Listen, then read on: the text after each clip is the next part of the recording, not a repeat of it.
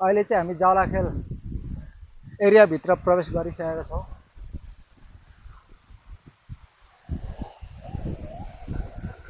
यहाँ चाहिँ गेटको इन्ट्रान्स भित्रको हो यो।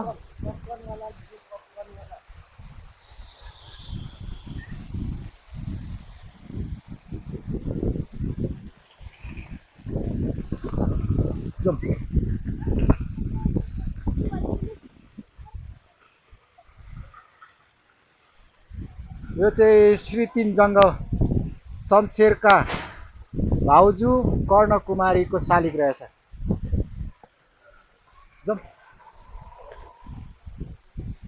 यो चाहिँ जावलाखेल एरियाभित्रको बोट। अहिले हामी त्यहाँ पनि पुग्नेछौँ।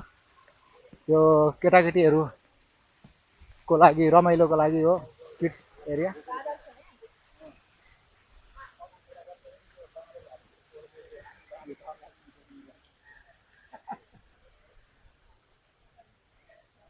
अलिक छिटो होइन, भ्याउँदैन फर्किनु परे।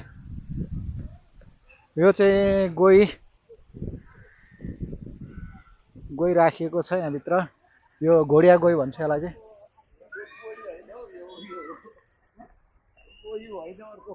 गोही नै हो तर घोडिया गोही भन्छ यसलाई।